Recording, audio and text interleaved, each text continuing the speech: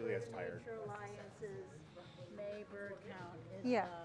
World Migratory Bird Day event for Bird City. Okay. So I interface with the city. I work for the city. But Yeah. I make sure that it gets out that the link to that event is Yeah, our World Migratory Bird Day thing. Yeah. WMBD Day, OMD, whatever. Yeah. Big day / World Migratory Bird Day / Yeah. May count. Yeah, World Migratory Bird Day is getting higher billing now because it makes our Bird City Yeah. application Mhm. valid. Yeah. Mhm. Anyway, how are you? So yeah. Good.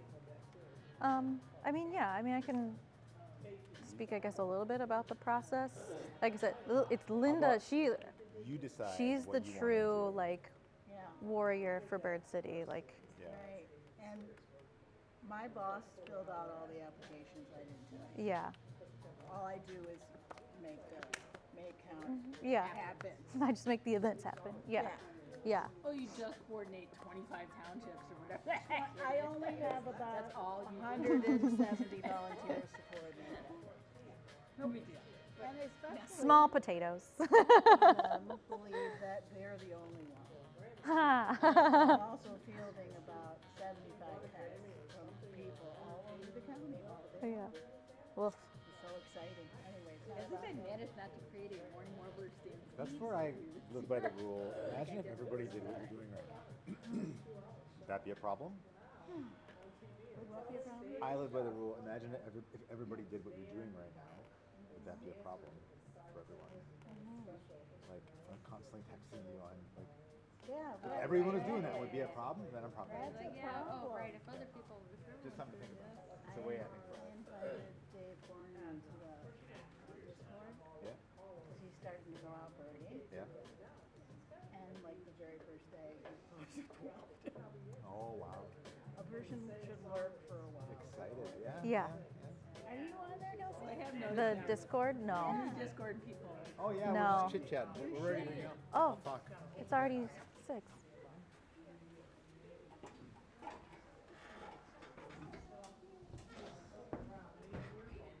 Hello. Hello. Is this thing? Oh, we gotta get this on. I need that. Oh, I'll take this one. You want this one? No. Here's He- it. Oh, it's on that one. That's right.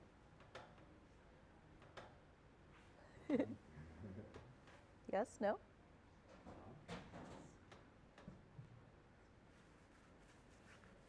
One moment, please. I know this is user error. I'm not. I think it was already on, right? Yeah. Oh, there. Oh, that one. There you wasn't go. on. It was flashing and not turning on. Okay, there. That's good. Hi. Sorry. This way, the people at home on YouTube can hear it. We have 2 microphones, so good time to remind everyone. Hi, I'm Matt, Washtenaw Bird Nature Alliance. When I pass around the microphone at the end, when we do Q&A, it's important that you have a mic because people at home won't hear it, and people 50 years from now watching this video won't be able to hear your question. Imagine that. So thank you for coming, and thanks for those at home watching. As always, I'm very excited to be here. Again, I'm Matt with Washtenaw Bird Nature Alliance, and this is our monthly program, and I'm going to take my glasses off so I can read. I'm going to keep it short because we have a really great program tonight. I'm excited to see it, and there's a lot of good information, I'm sure. But I did want to remind folks of a few important things coming up. Next week, as I'm sure everybody's aware, we have Black Birders Week starting, and thanks to Victor and others at WBNA, we've got a lot of events happening next week. Beginning on Monday, we have the Black Birders Week kickoff at Wheeler Park, and then oh, I'm looking at Sunday. I'm sorry. Yeah, Sunday. Thanks, Victor. Sunday at 2 p.m. At Wheeler Park, we have the kickoff for the week, and then we have another event on Wednesday and another one on Wednesday. And then in addition to Black Birders Week, the other thing I wanted to mention, I think I alluded to this last time, we've got a lot of bird walks that have kicked off and started happening now, and I'm just looking at the calendar, it's crazy. So Gia is leading, James is leading Monday evening walks at Mathai. We still have Tuesday evening birders happening. We just had a great one at Embry Road last night. It was fantastic. Thank you, Juliet, for heading that up and let me help you. And then Fridays we've been doing, well, Thursdays we've got spring migrations at the Arbor, of course, that we've been doing forever. And then Fridays we've been doing beginning birders, she has been doing. So, I mean, we've got stuff going on all the time. And then to cap it off, this weekend, we have ecological restoration at Searles Preserve. So come on out, and if you love looking at these birds, they have to have babies or you won't see more birds. And if you want them to have babies, they need to have food to eat. If they want them to have food to eat, you got to have native plants, and that's what we're doing out there is we're doing restoration. So we have some native habitat for those birds to have food to feed their babies. And so with that, I would like to get going with the program. I want to introduce Kelsey Dehring. Kelsey's a park naturalist at Washtenaw County Parks. And Kelsey's one of those people, I've been in Ann Arbor for like almost 8 years. I've seen her name a billion times. I've read it a billion times, and we never met. It was nuts. I lead a lot of events, and she leads a lot of events as park naturalist there. And the thing I love about what Kelsey does, and the thing I really respect, is she's out there every day teaching people and getting people excited about the natural world. And that's how this stuff happens. This is how I got into this many years ago. Somebody got me excited about birds, and yada, yada, yada. Now I'm doing this for a living, and here I am, right? So I appreciate you doing that. I thank you, and I will shut up and let you tell us about gardening for birds. Thank you. Yeah, so thanks everyone. So yes, I am with Washtenaw County Parks as a park naturalist. So I do lead lots of programs, some mostly nature themed, but I do recreation stuff. So like how to fish, intro to archery, but birds is kind of my main jam. And so I lead a lot of bird walks throughout the county, so you can find on our website any of our own bird walks. We do some birding basics as well. And I also run our nest box monitoring program, which is like in full swing right now. So I've got my own volunteers out there monitoring all these little baby birds and making sure they're doing well. So if you want to talk about those things afterwards, you can definitely ask me questions. But one of the things that we're going to chat about today is gardening for birds. Or I also like to think of it as gardening with birds. Because as you're creating these sort of fun, almost like magical spaces in your own yard, I feel like the birds are going to help you figure out what's working, what's not. And if they're already there, they're telling you what's working. And so it's sort of like you're working with them, not just for them, to get going. But why even garden for birds? One, birds make us happy. And there's actually lots of studies going on about birding and how it's good for you. I feel like now that birding has become like mainstream, like everyone's doing it. Like I feel like even famous people are getting into birding now. There's studies going on, and like I just saw on like my own local news of how like birding and getting out there and birding is like help fighting dementia and things like that. So there's lots of positive things to birding. It's getting you outdoors and active as well. So it's doing that, it's making you physically fit if you're walking around, walking all these trails. And birds do generally make us happy. Like hearing bird songs and variety of bird songs makes, like it boosts our well-being. They've done studies, like I read one about in Colorado, where some days they would pump out extra bird calls and bird noise, and then some days they wouldn't. And then they interviewed people after hiking, and the people that heard the extra bird calls just said, like, yeah, I'm having a really great day, life is amazing, this is the best. And people that weren't hearing those weren't as satisfied with their life. So hearing these birds it's really, really good for you. And being around birds is really good for you. There's another European study where basically like the higher the diversity of birds you're seeing is almost like that percentage of increase in your income.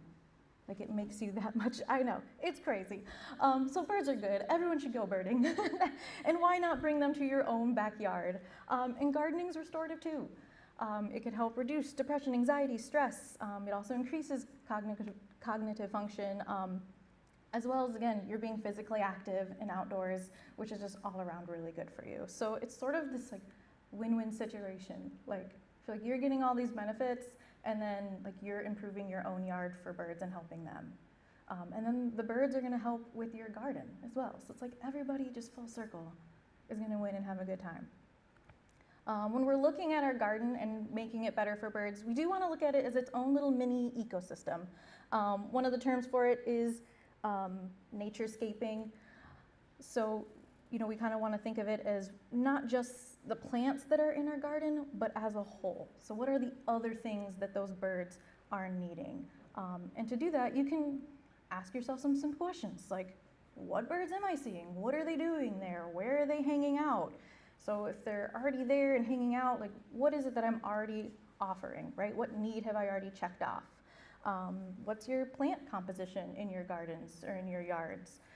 Like as far as what's the native versus non-native ratio? And so just kind of figuring out like what is it that I'm missing? And it can be as simple as looking at the needs of birds, which are just like our needs. They need food, water, shelter, and safety. So just going over those things and figuring out what is it that I'm lacking and can I improve on it? So for food, we want to break it down into sort of 4 categories. Our nuts and seeds, why they're so important is they're rich in proteins and fats. A lot of them too can hang around out through the winter. And so we do want to, again, as an ecosystem, right? An ecosystem doesn't last just one season. We want to think about it all year round. So we also want to think about our gardens and how they're sort of being managed year round. And so nuts and seeds is a great way to offer food throughout the year. Some things you can try out are native sunflowers or coneflowers. Prairie grasses are also really great. Trees are really, really good at producing different nuts and seeds. So your pines and spruces, oaks are amazing. Oaks might be like almost the #1 tree for a bird. And we'll talk a little bit about oaks again later too.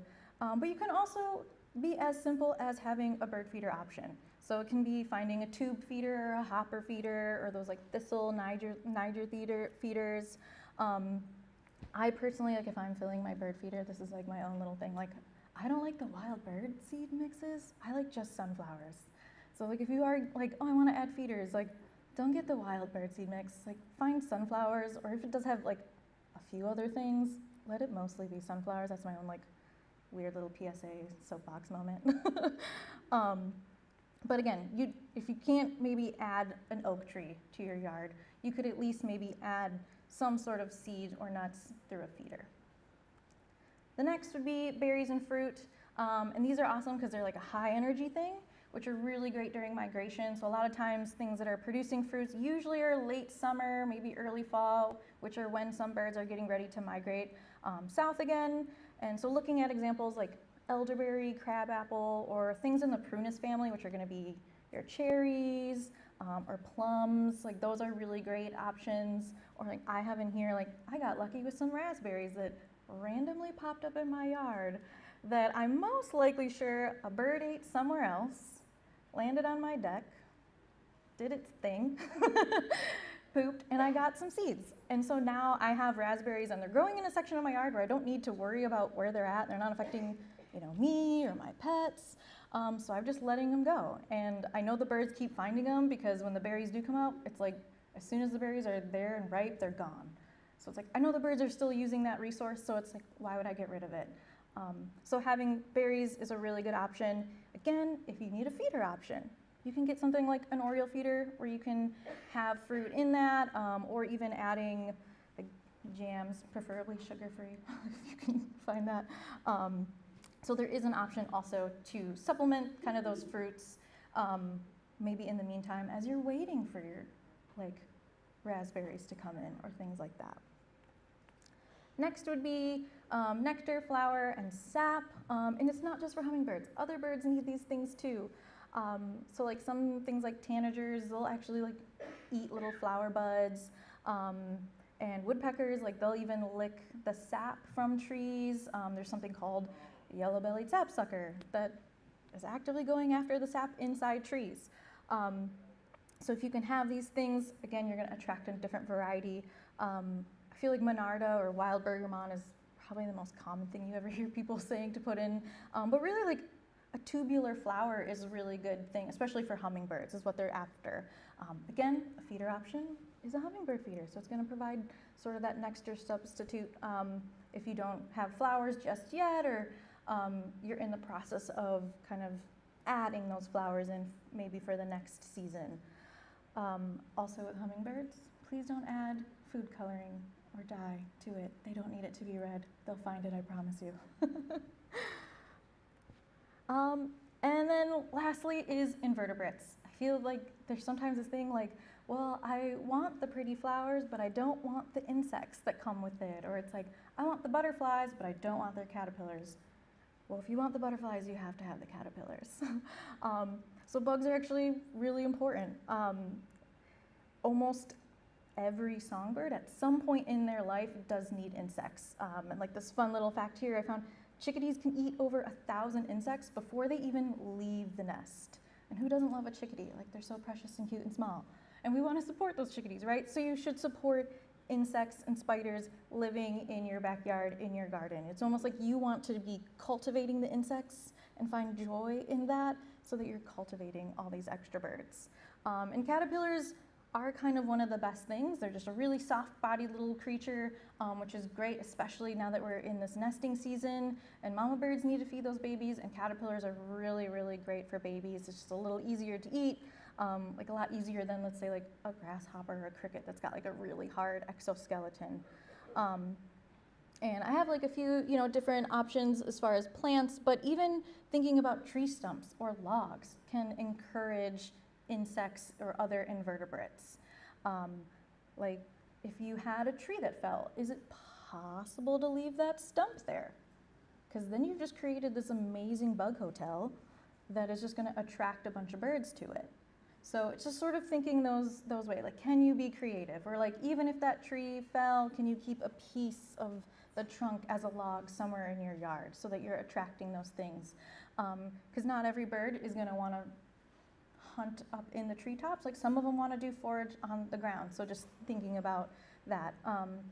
Again, a feeder, you could add mealworms to it. They make specialty mealworm feeders, or something I like to do, especially around migration times or in the winter, is I'll go to like a Tractor Supply type store, and I'll go into the chicken section and I'll buy the really big bag of mealworms because it's cheaper than the bird seeds.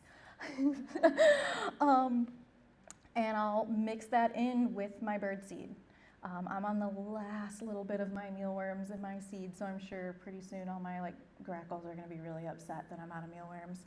But highly recommend doing that like through the winter, because then you're just giving them this little like protein boost, and just offering it again a year-round thing. And you don't need a specialty feeder to do that. Like, I will just, like I said, I add it directly into my seed mix and put it in my regular like tube feeders and hopper feeders. The other thing birds need is water. The most attractive is going to be something low to the ground, flowing, and kind of looks natural, like a little pond or even a puddle. If you can't create that, like not everyone has the ability to make like this beautiful flowing mini babbling brook, a bird bath will do. They'll still find it, they'll still use it. You can make it look like flowing water. They make little solar fountains and misters. I also know people have just hung a plastic like milk jug over their bird feeder and poked a hole or two in it so that it drips, and it creates flowing water, dripping water, and their birds love it. So it can be as cheap as that. You don't even need necessarily to buy a nice fancy pedestal bird bath. Like, you can get some sort of saucer. I've known someone who's like taken an old trash can lid and put that on the ground and filled it with water, and birds are in there every day. So it can be really cheap and easy to do, but if you can provide it, the birds are going to be really happy and love it. I think the most important thing is just to kind of keep it shallow. You really don't want more than 2 inches of water in it. And if you can keep it in the shade, that would be even better, mostly just because your water will last a little longer.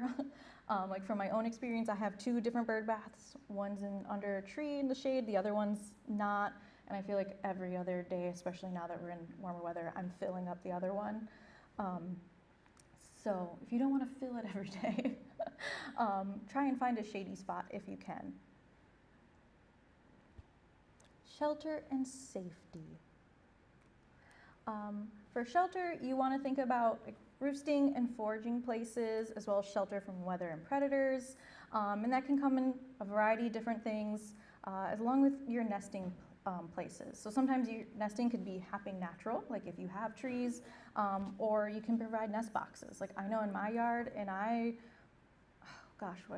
think my whole property is like less than an acre, and I have 4 nest boxes.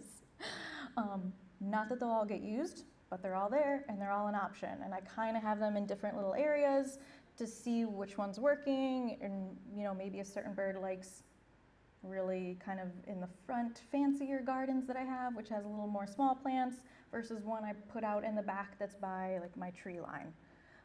So I have them in a variety of places, and it's just an offering. I'm not expecting anyone to use, but they're there in case they do. And to create a lot of this like roosting and foraging and the shelter is having layers. That's your biggest thing. Like you just don't want all one type of layer, right? Just maybe just garden plants. You want to have a variety, because while maybe some birds want to roost high up in the trees, or even sing, like we're in mating season, right? Some birds want to sing up at the top of a tree, but maybe they prefer when they're foraging to be on the ground. So then you want to have some sort of mix so it's a little safe for them to be on the ground. So that if a predator does come in, let's say like a hawk flies through your yard, right? They need somewhere safe to go. And so that could be providing also really dense portions to your yard, whether that's via a shrub or a bush, just something to give them a place to hide out into.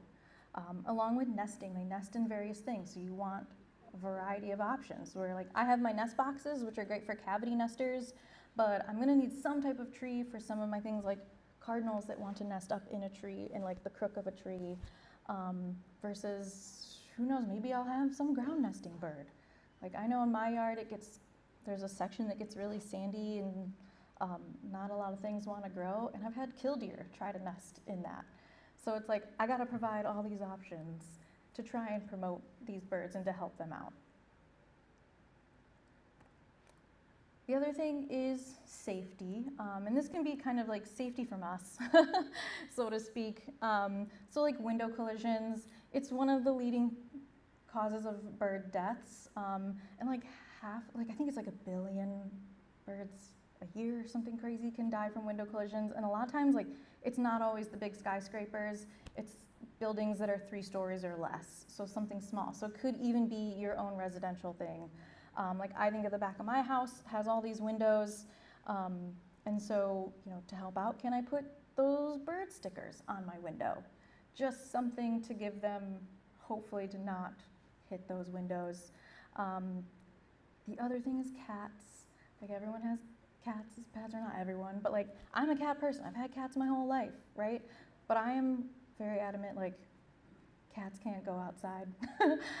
Or if I do want my cat to go outside, guess what? We're learning how to be on a harness and a leash, and you're gonna go out that way.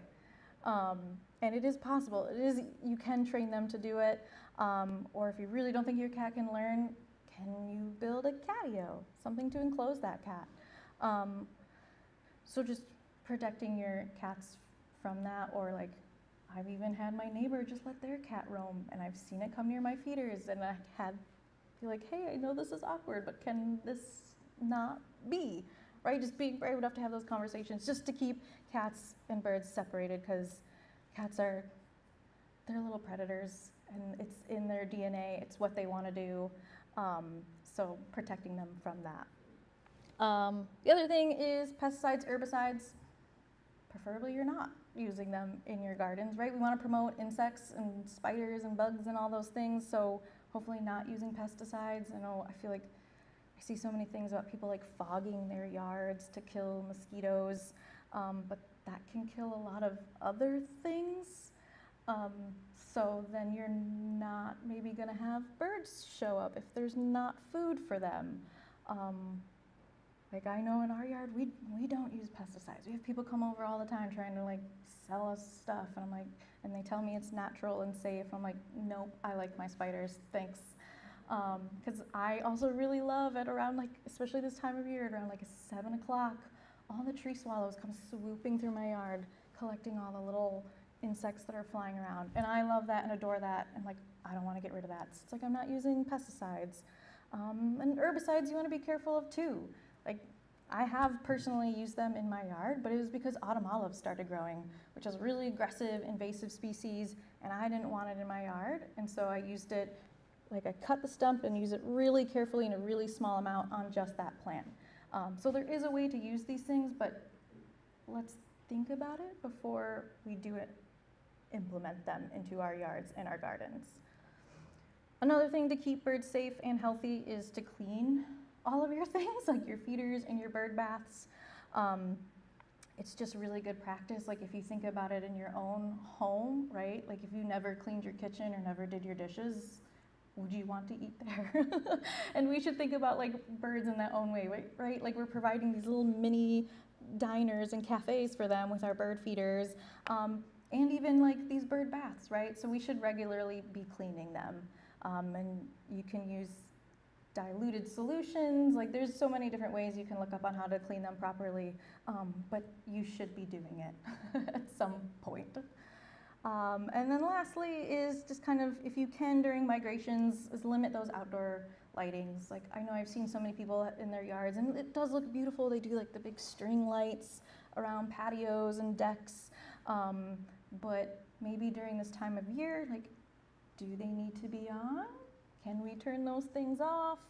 And so just limiting those outdoor lights, or even like your porch or your garage lights, just can we maybe have a more motion activated this time of year, or just completely off? Just because lights, a lot of birds, they do migrate at night and it can be confusing when there's all these different lights. Or could you be that awesome person that talks to, like if you have an HOA, like, and I know in our little neighborhood we have street lights, and my goal is to be like, hey, during migration, could we not have them on? Do we need them on? We're a tiny little, basically cul-de-sac neighborhood. Like, what do we need all these street lights for? So just thinking that way too can also increase the safety for birds. And so now you've learned a lot of this stuff. So we're back to the what am I missing? How can I add it? So we really want to just like sit down and then gather all this information, almost like make a game plan for yourself if you're about to update your garden. So let's say like you do want to add more native plants. Maybe that's something you're missing. What do I need to do to add more native plants, right? And so it could be looking at your soil, right? Like checking your soil composition. And I really can't sit here and tell you like you should have this and you should have this and you should have this plant, because all our yards are probably going to be different. Like I know for my yard, I don't have a ton of trees. It's really sandy, dry soil. So I'm probably looking at more of almost like prairie arid plants to try and grow in my yard, whereas someone else's yard might have these beautiful rich soils that maybe are a little wet and you can grow these fantastic things that I can't. So just figure that out. You know, can you get your soil tested, or like, I mean, even for me, like I can walk in my yard and start digging and tell like, oh yeah, this is very sandy, and I'm gonna figure out what can be supported in this type of soil. And then also just, can I create more biodiversity? Like maybe I do have some natives, but maybe I wanna add more. The better the biodiversity, it's like the better you're getting the biodiversity in the animals that are also gonna be in your yard. Or maybe, can I replace one of my non-natives with the native, right? If I have some sort of like ivy, like what is it, like English ivy I've seen in like places, like can I get rid of that and find something that's like a native vining plant? Like, can you do that? And not to say that everything in your garden has to be native. Like if you're just like, oh, but I love this plant, it's so pretty, like, or I love my dahlias, or whatever it may be, you can still keep it. Like a good thing is 2/3 for the birds, right? So if you have 3 plants, can 2 of them be native, 1 be a non-native? Preferably something that's not gonna be like an aggressive plant that'll just grow and spread like crazy. Something that's, you know, pretty self-contained, and you won't, like a seed from that isn't gonna like go and live somewhere else, kind of thing.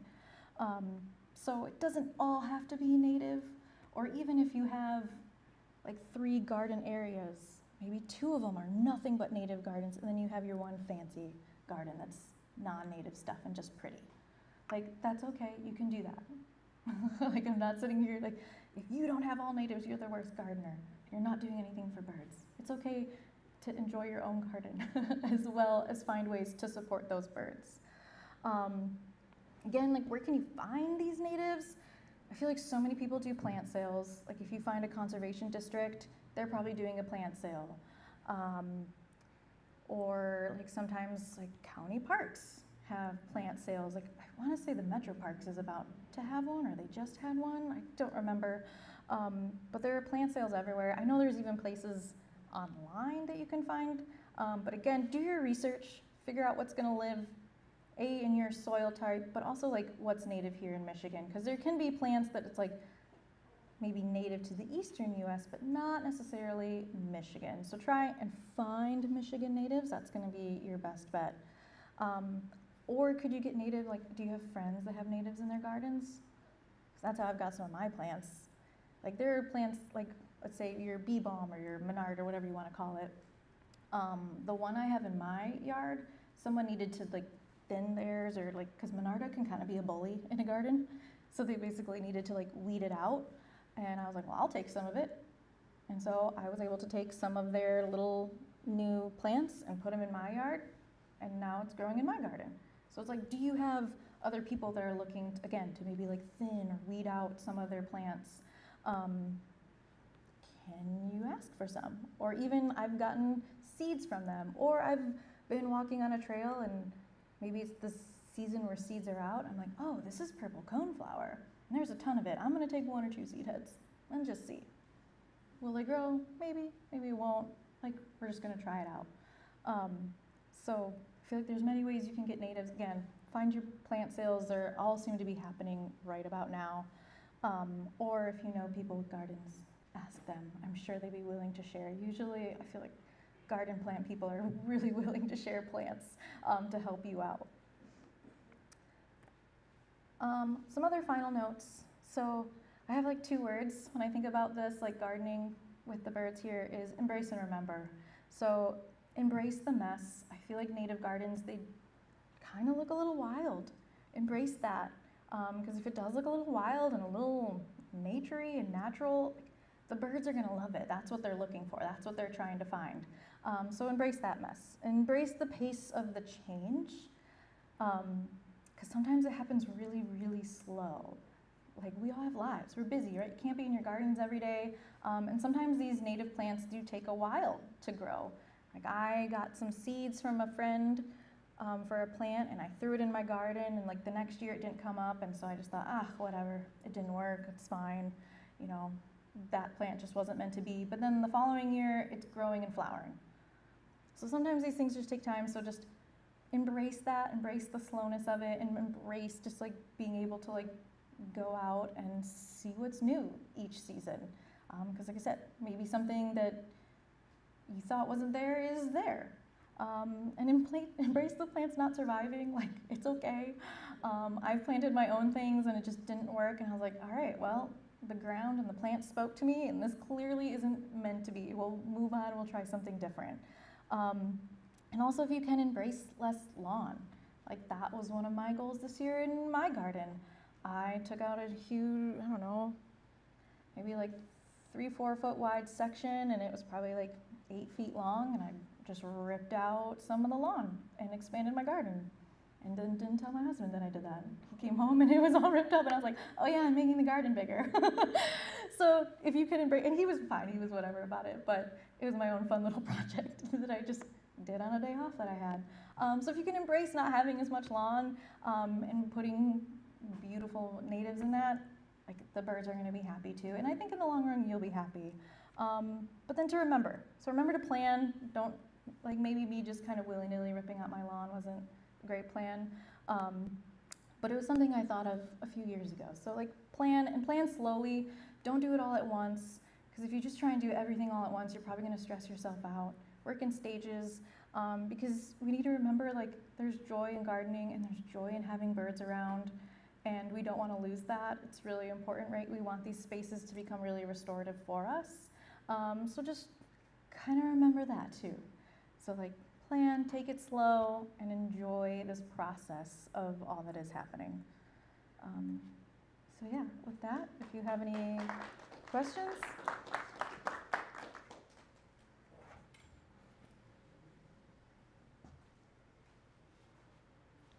Okay. Thank you very much. We have questions. Juliet. Thanks, Kelsey. You said you run a nest box monitoring program, and I wonder if you could give people tips for their own home nest boxes, because a lot of us live in the city, so we have a certain bird that we have to keep out of them. Would this certain bird be a house sparrow? Okay. So when I'm dealing with house sparrows, one thing I'll do, because they are, I guess first of all, they are a non-native species. They're technically from Europe, brought over. They are not protected under the Migratory Bird Act. So if you do find a house sparrow nesting in your nest box, you actually can remove that nest. And so that's one of the first things that I'll do if I see them interested in my boxes. And I usually do every year. There's always some male that finds my boxes. And he'll just sit there and sing away. But I try and be a pest so that he just thinks, A, these boxes aren't safe. If him and his girlfriend start to make nests, I will start to remove it. I'll even, it's really good to have a nest box that opens with some sort of door so that you can get in there and remove that nest. And if they are repeatedly going after it, I'll even leave it open. Just to kind of see, like, look, it's no longer safe. This isn't like this fun little hidey hole that you can live in here. And also, like, I'm a predator, right? I keep coming and attacking this box.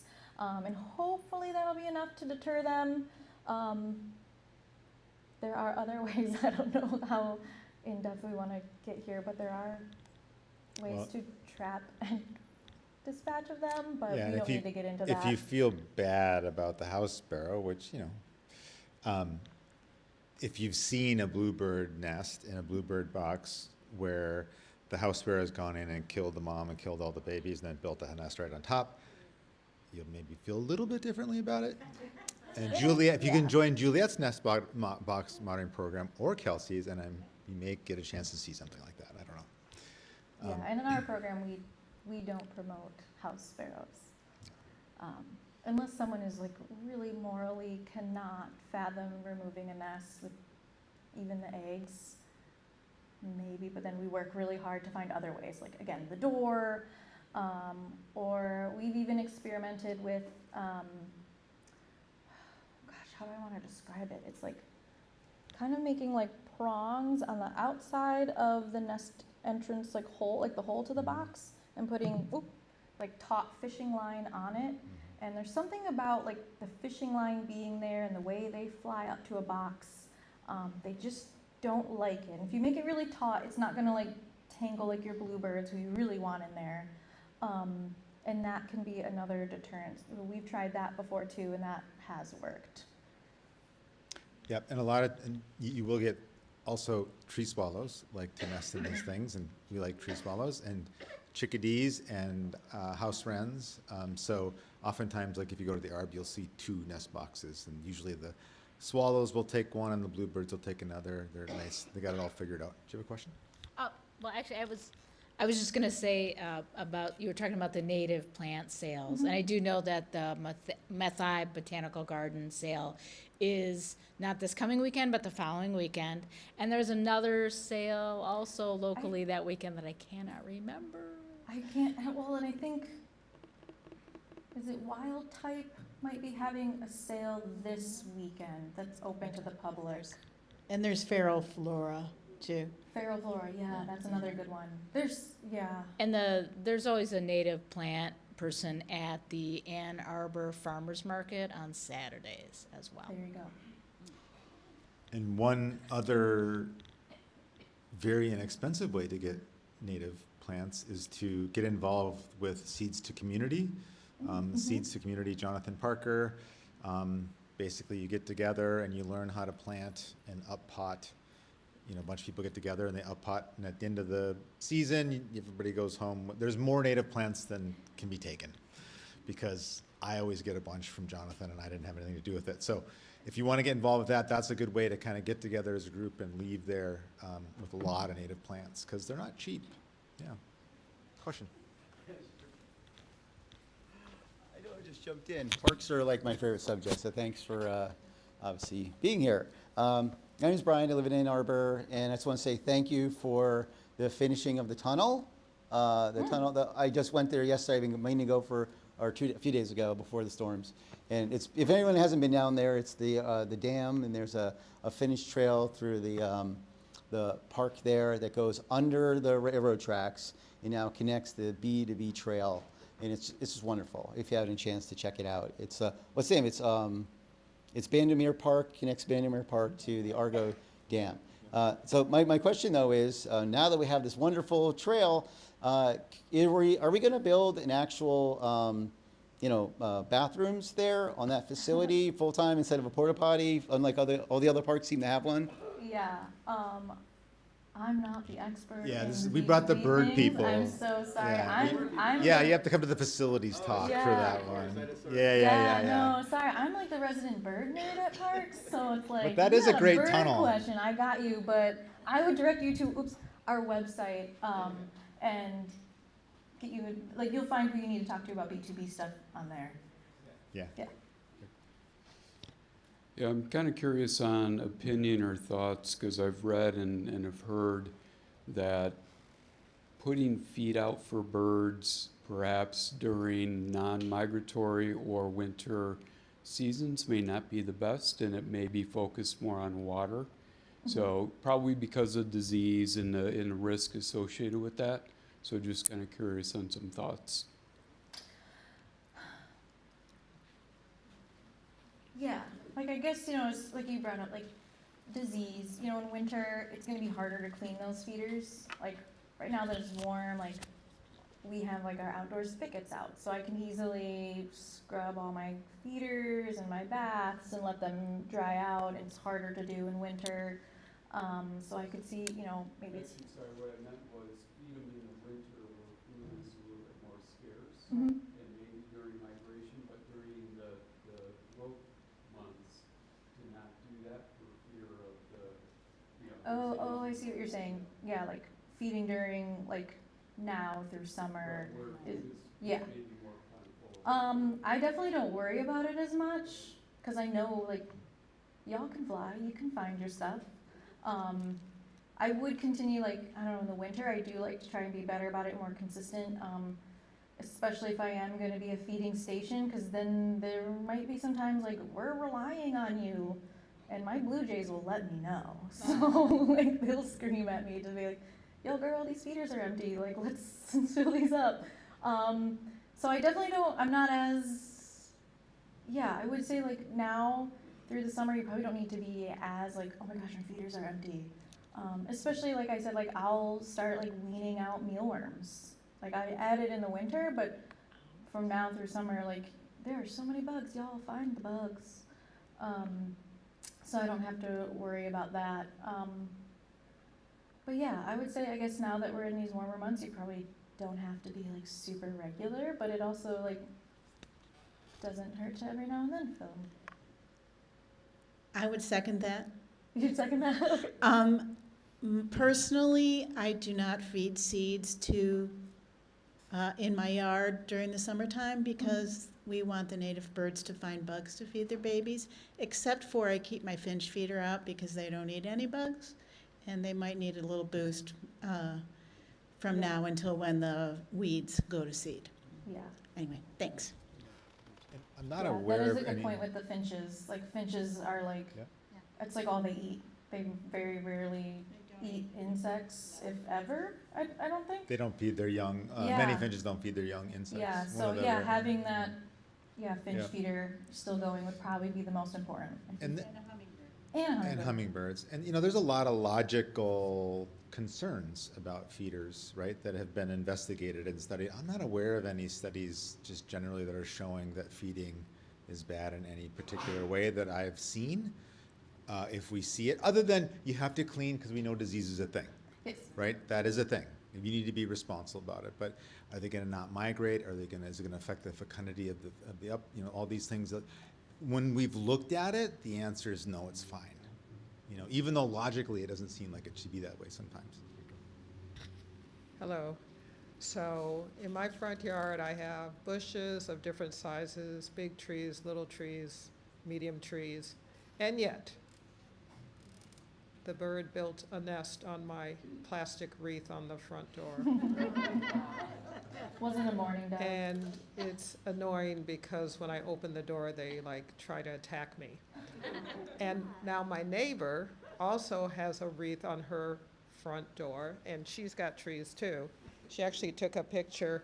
They're like kind of pale yellow with some spots. I don't know if you know what kind of bird it is, but we have all this habitat and they keep building on our front door. Why? Why? No, it's like the wooden door with the plastic wreath. What was it? Yeah, but I mean, you could put a screen door House finch? on the outside of it, and they can't get to it. They don't call them house finch for nothing. Yeah, those are house finch eggs, and They like house. interesting thing about house finches is they are native to the U.S. but not here. If you have an old guidebook, I have an old Peterson from like the late 70s, and you look at the range map for house finch, and it's a desert southwest bird, and so it's down there.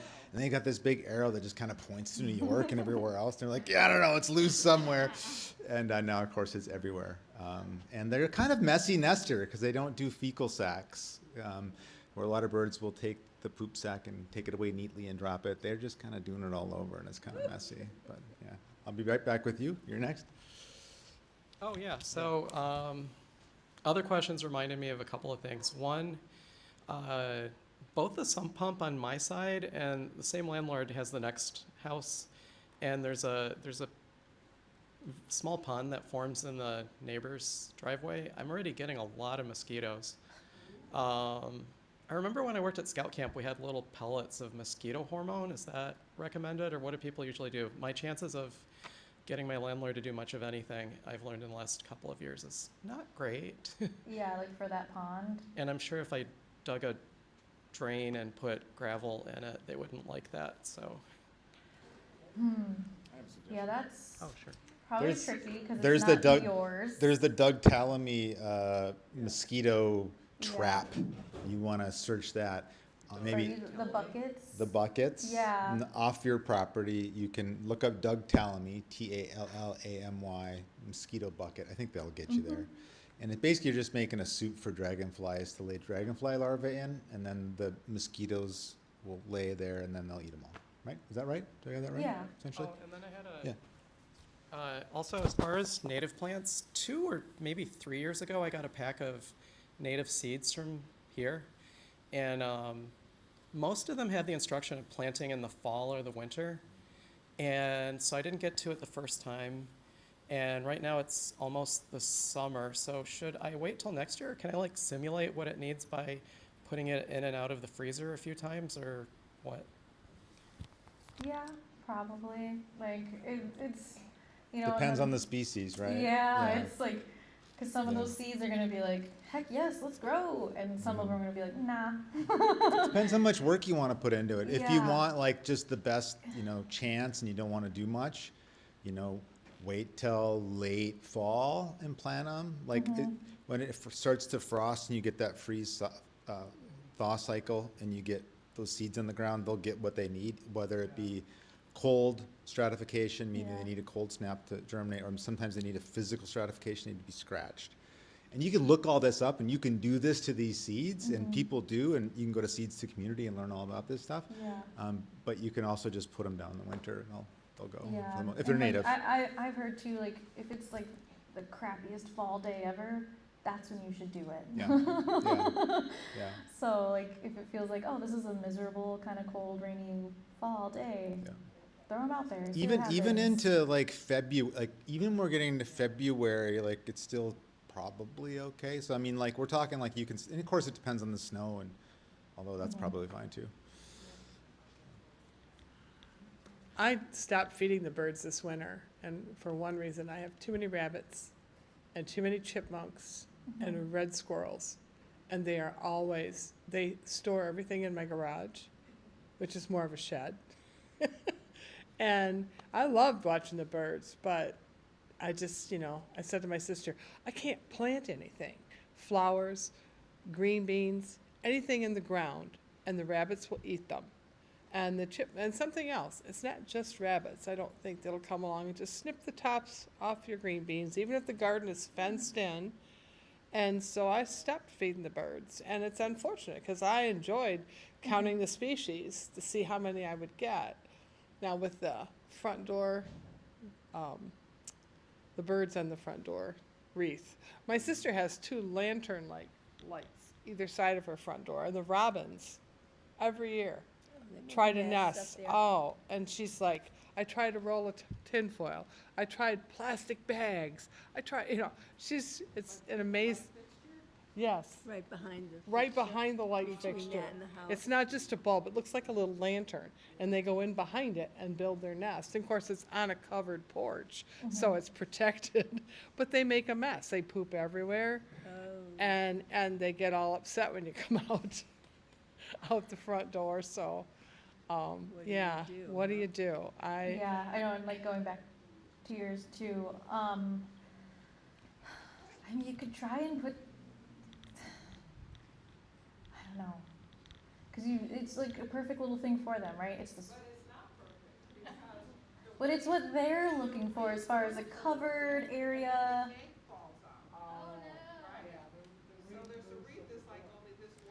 Mm. I mean, you could take the wreath down, just an idea, Yeah. Get a different wreath. Yeah, it could be just. You could just take starting it this down time when of you see year, them starting to yeah. build the nest. You don't have to destroy the nest necessarily. You can get to it before they do that. Just make it inconvenient. Yeah. So about birds building nests in inconvenient places for people. Average songbird will be laying for 3 or 4 or 5 days, and then incubating for 12 days, that's all. And then the babies will be out of there in another 12 days. So we're talking about 1 month time, you will be free of that thing nesting on your wreath. So I think we can handle it. There you go. Other questions? They don't live there forever. I have fond memories of robins nesting in our eave spouts when I was a kid. Wasn't into birds then, but the babies would go off every time we slammed the door. I still remember. I don't know if I was annoyed or I liked it, but I still remember it to this day. So. Yeah. And some of them are looking for that. I feel like that covered sort of, like For especially sure. robins. Like I feel like Yeah. they really love that. Carports in my condo Yeah, or like development. I really the like house finches. Like that is kind of, I feel like what they're looking Yeah. for. And it's like, oh look, we have this perfect thing.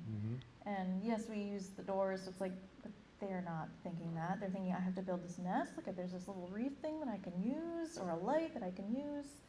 And like you said, it's a month, right? And then hopefully everyone's done and gone. So it's like if you can handle it, I guess deal with it, or maybe it is covering those lights somehow so they're not being able to be used, or like taking the wreath down for just like that, or like when you start to see the sticks, take it down, and I bet within a week they'll move on, and then you can put your wreath back up. So. Yeah. Do some birds lay more than one clutch of Mhm. eggs? Do some Yes. birds lay more than one clutch of eggs? And the answer is, it varies by species, but the answer is yes, and it varies by conditions. So a robin, for example, they may have 2 broods, nest twice, raise one, fledge it, raise another one, fledge it. Sometimes they can have 3 broods here in this area of the country. In my area of the country, I come from North Dakota, they can't do that. There's not enough time.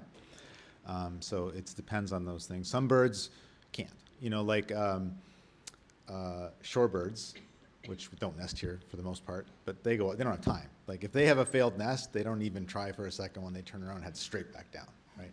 So it all kind of depends. But the goal is to have as many babies as possible and not die in the process, right? And it takes energy, and then there's risk involved, and that's kind of the whole game. Yeah. So the other thing I thought about too with feeding birds and the mess, and I do understand that. I'm off and on with feeding birds, and I love them, just because this have the responsibility of it all, But one way to not have to do that is start planting some native plants, right? And you get enough native plants, and then you get the birds, and you don't have to have all that to deal with, other than maybe some natural seeds and berries. But that's a lot different situation, right? So. And then the birds might spread those seeds for you. Yeah, So then it's like give 'em then to your they're helping neighbors. you garden, right? They're doing all, like I said, like that's how I got my raspberries. Yeah. I guess Yeah. the birds did the work for me. And so like if you have those certain flowers that have tons of seeds, they're going to eat those seeds and they'll plant them elsewhere. And you're like me, I don't have a yard and I'm not, you know, it's like the carpenter has the worst house kind of thing. Like I'm the restoration ecologist who doesn't have like a nice ecologically significant yard. I live in a condo. But what I do and how I kind of scratch that itch for me and make myself feel better is I go out and volunteer and do ecological restoration like at Searles Preserve that we do. I've done a lot with the city, natural area preservation, Washtenaw County needs volunteers. We have all this land conserved and we do not have enough money or volunteers or time or resources to do the necessary ecological restoration to make use of that land. That's where the real need is. So if you can do it in your yard, awesome. If you can't, do it somewhere else, great. If you can do both, great, you know. Is there a map that shows the preserves? Is there a map that shows the preserves? Yes, yes. Are they county or are they? Washtenaw County has preserves, they have a map. The city of Ann Arbor has nature areas, and we have a map. Nature Conservancy has some. Michigan Nature Association has one, or some. U of M has some. There's Mathi, there's Mathi Botanical Gardens. Southeast Michigan Lands Conservancy. So there's a lot of, but is there one map with all of these? No, maybe that's my next project. Maybe that's our next, maybe we should do I know that. on our, like on our website, Did you? Where did you see it? Yeah? Oh, it was Rosie. Oh, I'll ask Rosie if she has a map. It's a map of all the city, it's all the green space. I've seen that. Yeah. It's also a bunch of like non-public green space. Non-public green space too. Like the preserves. Yeah. Like it does included in that is the preserves, and the preserves are notated differently than. Yeah, so there is a map you can get from the city where they have this. It's just not the most easily readable because it has a bunch of other stuff on there too. and I know, Ones that have like titles like. Yeah. Preserved, and yeah. Yeah.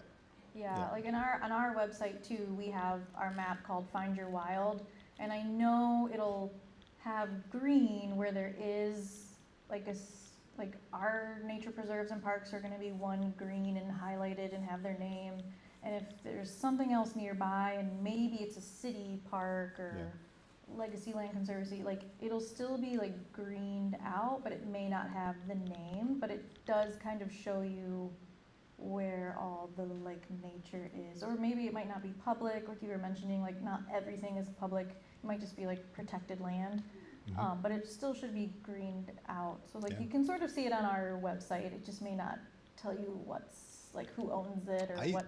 I use Google Maps too, Google like Maps, yeah. just looking at the green space and zooming in or searching for nature area or searching for preserve. Like if I'm traveling and I want to go find something, I'll do that.